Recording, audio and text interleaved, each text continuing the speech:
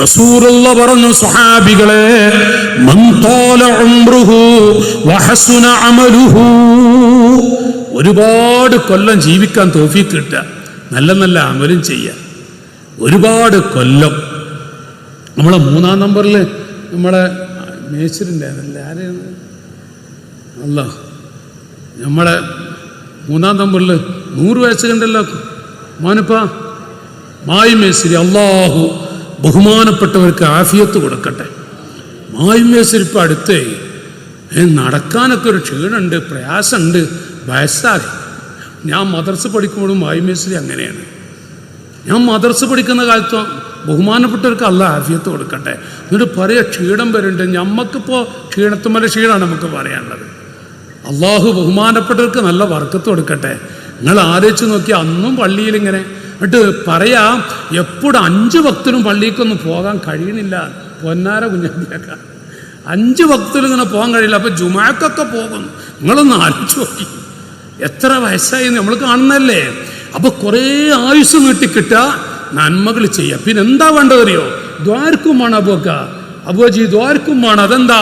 നബി സല്ലല്ലാഹു അലൈഹി വസല്ലം ഒരു നിർണായക ഘട്ടത്തിൽ അറഫയിലോ മറ്റൊരു പ്രധാന സമയം ദ്വാരക്കാൻ പറ്റിയ ഏറ്റവും നല്ല ദുആ എന്താണ് ചോദിച്ചപ്പോ, സലുൽ ആഫിയ, സലുൽ ആഫിയ, ആഫിയത്തിന് വേണ്ടി ദ്വാരക്കൂന്ന് പറഞ്ഞേ. നമ്മൾ ആഫിയത്ത് ദ്വാരക്കണം. ആഫിയത്തിന് ദ്വാരക്കാന്ന് പറഞ്ഞാൽ നമ്മളിങ്ങനെ ബയ്യ കൊട്ടക്കണക്കിന് ഗുളികയും പിടിച്ചിട്ട് കുഞ്ഞാപ്പേക്കാനെ പോലെ കൊട്ടക്കണക്കിന് ഗുളിക എടുത്തിട്ട് ബയ്യാന്ന് പറഞ്ഞിട്ട് ഇങ്ങനെ നമ്മളെ 3-ാം നമ്പർ സെയിൽബിയാജി ഉണ്ട്. ആ മനുഷ്യരിങ്ങനെ അഭിനയിച്ച് നടക്കണ കണ്ടാൽ തന്നെ പ്രശ്നം. അള്ളാഹു ആഫിയത്ത് കൊടുക്കട്ടെ, ആഫിയത്ത് കൊടുക്കട്ടെ. നോക്കി, നിങ്ങൾ കൊട്ടക്കണക്കിന് ഗുളിക എടുത്തിട്ടിങ്ങനെ എന്നിട്ട് ബയ്യ എന്ന് പറഞ്ഞ ആ സമയം ദ്വാരുന്നൂടെ ആഫിയത്ത് നൽകണേ. നമ്മൾ ആർക്കും ഭാരമില്ലാതെ ഇങ്ങനെ അള്ളാഹു തൗഫീഖ് നൽകട്ടെ, അള്ളാഹു തൗഫീഖ് നൽകട്ടെ. ആർക്കും ഭാരമാവരുത്. ഒരാഴ്ച കിടക്കണ്ടാന്ന്.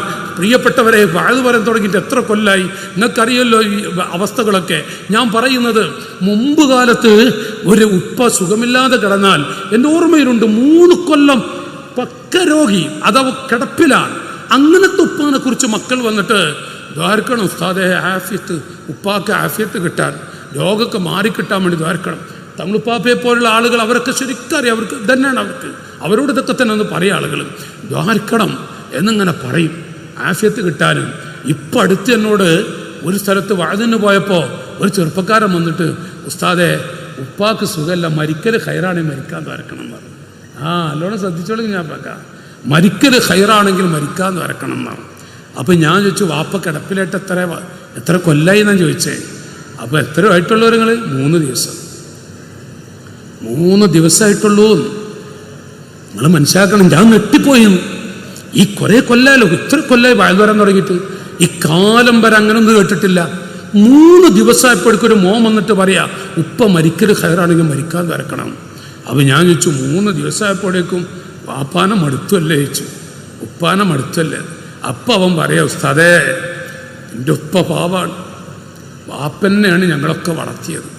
പക്ഷെ ഞാൻ നിങ്ങളോട് അങ്ങനെ പറഞ്ഞത്, എൻ്റെ ഭാര്യക്കും പെങ്ങന്മാർക്കൊക്കെ വെറുപ്പ് ഉസ്താദേ. എൻ്റെ ഉപ്പാനോട് മഹബത്ത് കൊണ്ട് ഞാൻ പറയാണ്, എൻ്റെ ഉപ്പാക്കൊരു ചായ കൊണ്ടുപോയി കൊടുക്കാനോ, ഉപ്പൊന്ന് മൂത്രമൊഴിച്ചാൽ അവിടെ നിന്ന് കഴുകാനോ, എൻ്റെ ഭാര്യക്കും മടുപ്പ്, പെങ്ങന്മാർക്ക് വരെ അറപ്പ്. പിന്നെ എനിക്കിപ്പോൾ എല്ലാം ചെയ്യാൻ കഴിയില്ല ഉസ്താദേ. ഞാനിപ്പോൾ ഒരു പരിധിയുണ്ട്, ഞാനേ രോഗിയാണ് ഉസ്താദേ. അപ്പോൾ അയാളും മനസ്സിൽ സ്നേഹം കൊണ്ടാണ് പറയുന്നത്. എന്താവട്ടെ, 3 ദിവസമായപ്പോഴേക്കും വാപ്പ മരിക്കൽ ഖൈറാൻ മരിക്കാൻ ദ്വാരക്കാൻ പറഞ്ഞില്ലേ? ആ കാലാണ് ഓർത്തോളി. രോഗിയാലൊക്കെ കഴിഞ്ഞു. അള്ളാഹു നമ്മളൊക്കെ കാക്കുമാറാവട്ടെ. അൽഹംദുലില്ലാഹ്, അൽഹംദുലില്ലാഹ്, സറുൽ ആഫിയ. ആഫിയത്തിന് വേണ്ടി ദ്വാരക്കാനാണ്, ആഫിയത്തിന് വേണ്ടി ദ്വാരന്നോളി എന്നാണ് റസൂലുള്ളാഹി പറഞ്ഞത്. നമ്മളെപ്പോഴും ദ്വാരക്കണം. ബയ്യ എന്ന് പറഞ്ഞിട്ട് ഭാര്യയോട് മക്കളോടൊക്കെ ആഫിയത്ത് കിട്ടാൻ ദ്വാരക്കാൻ പറയാം. ഇതിങ്ങനെ കുട്ടികളെ മുന്നിൽ ബയ്യാന്ന് പറഞ്ഞോനോ, ഞാൻ അഥവാ നോക്കി നിങ്ങൾ ഞാൻ പറഞ്ഞ കാട് കയറിപ്പോവും. ഞാൻ അങ്ങോട്ട് ഇപ്പോൾ ഞാൻ ഒന്നും പറയണമെന്ന് വിചാരിച്ചതാ, പറഞ്ഞ കാട് കയറിപ്പോവും. ചിലപ്പോൾ ചില പെണ്ണുങ്ങളൊക്കെ പറയും, ഭാര്യമാരെ ദ്വാരയ്ക്ക് ഉസ്താദേ, ദ്വാരയ്ക്ക് ഒന്നും കഴിക്കൂല, കഞ്ഞും ഒരു മുറുക്ക് കുടിച്ചു. അപ്പോൾ കഞ്ഞി കുടിക്കുക, ഒരു പാത്രം കഞ്ഞി കുടിച്ചിങ്ങനെ ഇരിക്കുകയായിരിക്കും. അപ്പോഴേ വന്നിട്ട് പറയാം, വെറുതെ കൊണ്ടുപോയി വെക്കുക, കുടിക്കൂല. ഇനി എങ്ങനെ നമ്മൾ കുടിക്കുക? ഇനി എങ്ങനെയാണ് ഇപ്പോൾ ഒരാൾക്ക് കുടിക്കാൻ? അപ്പോൾ ഒരു മുറുക്ക് കുടിച്ചാൽ 2 മുറുക്ക് കുടിച്ചാൽ പ്രശ്നമല്ലേ?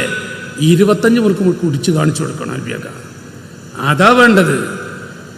ഒന്നും തിന്നൂലേ, കഴിക്കൂല, അങ്ങോട്ട് കഴിച്ച് കാണിച്ചു കൊടുക്കല്ലേ. അതല്ലെങ്കിൽ പക്ക രോഗിയാവും. 2 ചപ്പാത്തി കഴിക്കൊടുത്ത് വെറുതെ കൊണ്ടൊക്കെ മനുഷ്യനൊന്നും കഴിക്കൂലേ. അപ്പം ഇനി 1 ചപ്പാത്തിയാവും.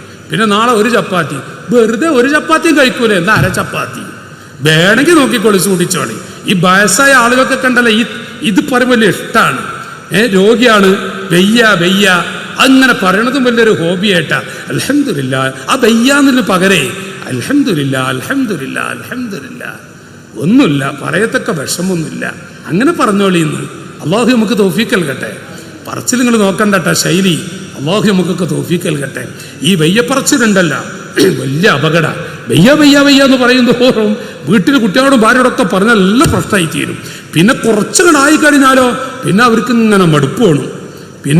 പിന്നുള്ള ശൈലിയൊക്കെ വേറെ കാരണം. അള്ളാഹു നമ്മളൊക്കെ കാക്കുമാറാവട്ടെ, അള്ളാഹു നമ്മയൊക്കെ കാക്കുമാറാവട്ടെ. ഏതാനാവട്ടെ,